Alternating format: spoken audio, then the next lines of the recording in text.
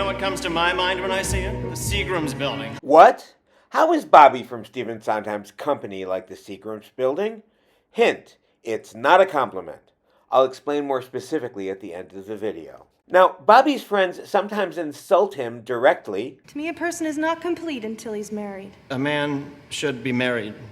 Your life has a point to it. I want real things now, a husband and a family. I don't want to keep running around this city like I'm having a life. But much more often, they critique him and even bash him through the metaphors they use in discussing Bobby's life and their own.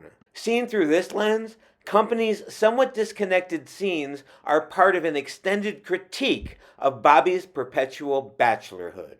The somewhat poetic, playful, oblique comments by his friends are thus codes that indirectly put Bobby on trial.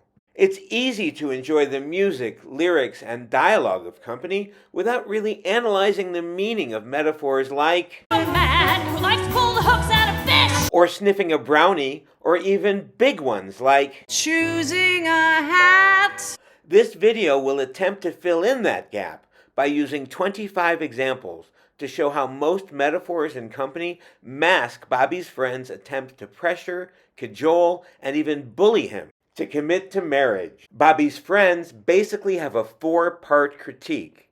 He's too indecisive, he hasn't grown up, he's on the outside looking in, and his life is fundamentally empty. These are not kind sentiments, which is probably why Bobby's friends seem to have chosen such a gentle strategy, metaphor, to influence Bobby's life. Let's look at the comments Bobby's friends make that represent these 4 critiques. If you don't like our present, you can take it back. Well, I haven't even seen it yet. I mean, though, if you don't like it. Why don't you wait for the man to open the thing? I know I like it. Why don't you just take it back? Oh, for God's sake, he just said he likes it. The first example of a critique of Bobby's resistance comes when his friends bicker over his returning the presents they bought him. Did you notice this joke, by the way? All right, let's cut out the many happy returns. To be clear, I'm not suggesting that every character is consciously choosing each metaphor to cajole Bobby into changing his ways. Rather, Sondheim and his book writer George Firth seem to have designed these moments with that intention.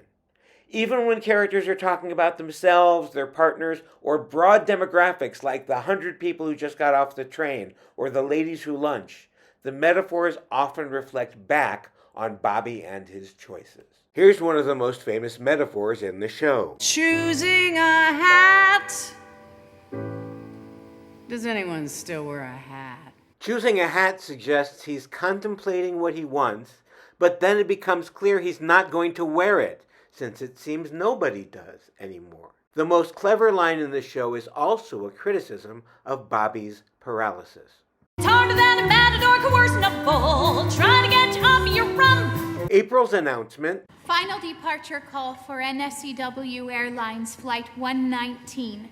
Will the passengers who have not boarded please do so? criticizes his holding pattern, not having signed on to a full life through commitment. Bobby's awkward porch conversation about homosexuality is another metaphor. It's not just same-sex relations being discussed. Did you ever have a homosexual experience? Are you? No, for Christ's sake. I've tried it more than once, though. It's indecisiveness regarding sexuality. Finally, there's Peter and Susan and their happy divorce. Being both divorced and living together can be seen as a critique of Bobby's inability to make up his mind. Are you two considering getting married again? Married? Oh no, we tried that, thank you very much. Well, I guess it takes 2 to make a happy divorce. Another complaint Bobby's friends have about him is that he hasn't grown up. They don't hesitate to infantilize him, and in fact he's repeatedly called Bobby, baby. and he is described Peter Pan-like as Is our Robert not a thing of beauty and a boy forever? when Bobby's friends invite him to drink, they say, Darling Robert, put a nipple on a bottle for all we care. which is another way of treating him like a child. Another symbol of Bobby's inability to evolve is a major metaphor in the show, the cocoon that April describes to him in her story. Right after I became a flight attendant, a friend of mine who had a garden apartment gave me a cocoon for my bedroom. Bobby is stuck in a cocoon, not ready to emerge as a butterfly. Finally, April describes being on academic probation, which can also be seen as a critique of Bobby, who is perpetually in limbo like a man on probation.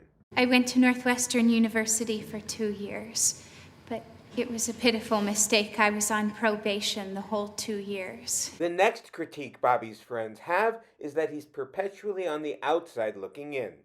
Here, he's accused of literally looking through a window. You were always outside, looking in the window, while everyone was inside, dancing at the party. An important question in the show is whether Bobby will mature into a husband and father, or whether he'll remain everyone's favorite uncle. Remember, who'll take the kids to the zoo? So this is notable. Uncle your ass! Bobby's friends Harry and Sarah used the word uncle to mean surrender while playing mock karate, especially given Bobby's existential question of whether he wants to surrender his freedom in exchange for commitment. Another example of an outside looking in metaphor is when Sarah, struggling with her diet, gets minor satisfaction from sniffing a brownie. Don't eat that brownie. I'm not, I'm just smelling it.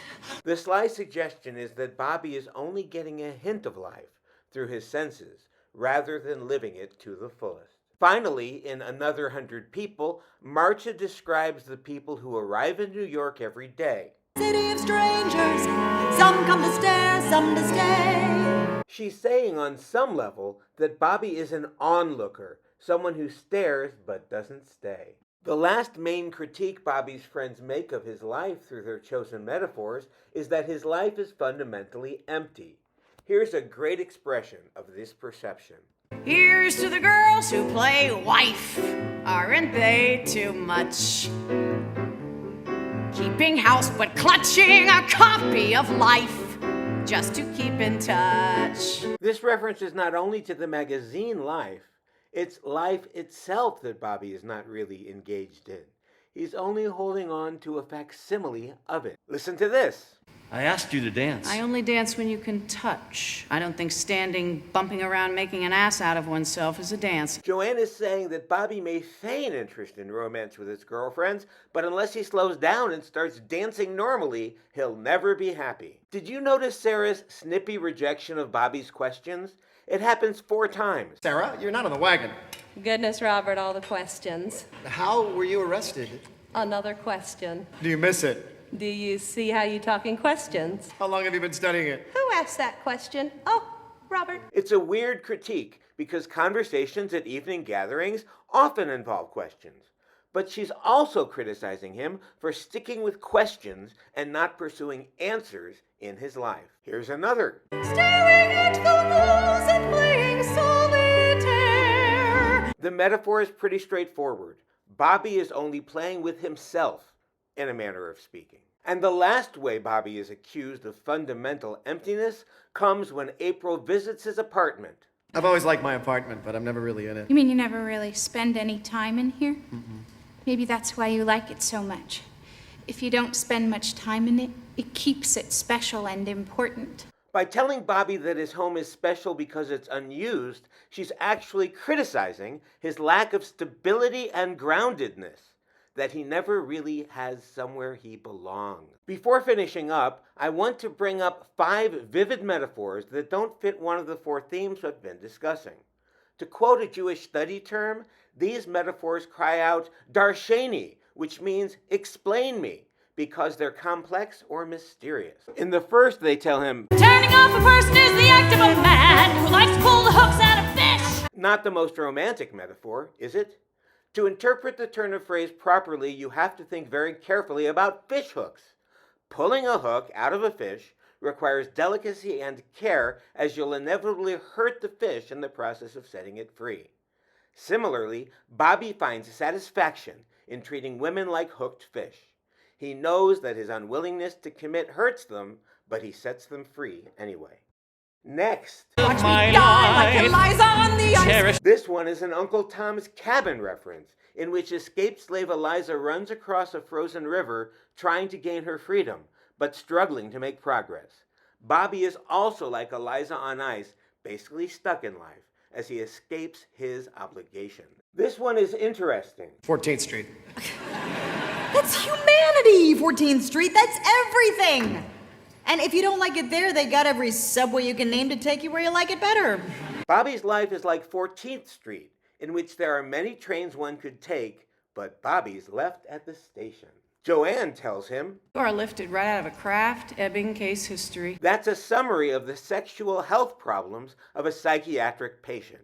It's a biting critique of a man who has 3 girlfriends at the same time. And finally, we come to the Seagrams Building. You know what comes to my mind when I see it? The Seagrams Building. Isn't that funny? Much like this iconic piece of architecture, Bobby is admired for his outward appearance, calm, collected, and modern.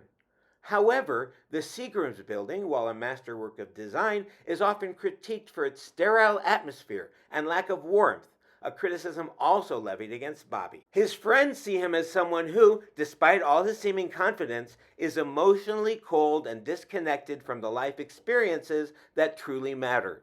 Both the building and Bobby stand as symbols of a structured, impressive exterior that belies an interior void. Now, there are other examples I couldn't include, and knowing Sondheim, doubtless other metaphors yet to be mined. But ultimately, understanding that the fundamental structure of company uses metaphor to put Bobby on trial is essential for truly grasping the depth of the show's critique of relationships and self-discovery.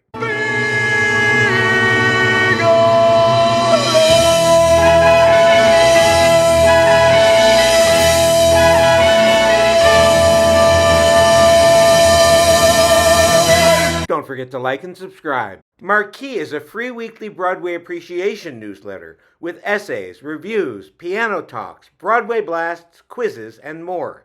Sign up for the complimentary or premium edition and learn about all classes and projects at thebroadwaymaven.com. And here's a video I think you'll like.